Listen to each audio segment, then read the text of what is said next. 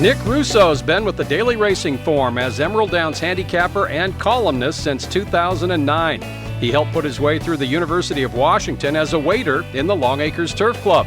He attended the University of Arizona Racetrack Industry Program, and he's been in the journalism field since 1987. Rousso worked for the Seattle PI for 12 years, including sports editor 2006 to 2009. As well as DRF work, he also computes Beyer speed figures for Western U.S. and Canada tracks. Rousso always notes trainers who use the turn back in distance with a runner.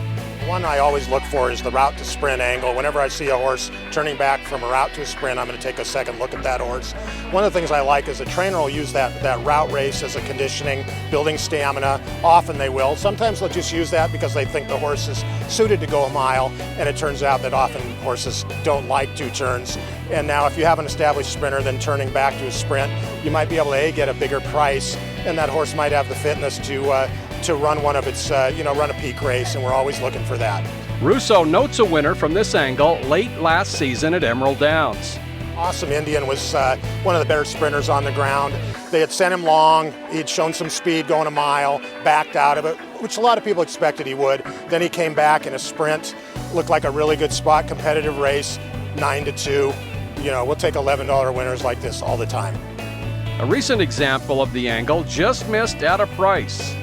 Bob is back, just ran here recently. He had the same route to sprint angle had worked for him and his trainer at Portland earlier the year. So I liked him. He had run some good races while getting in a little trouble.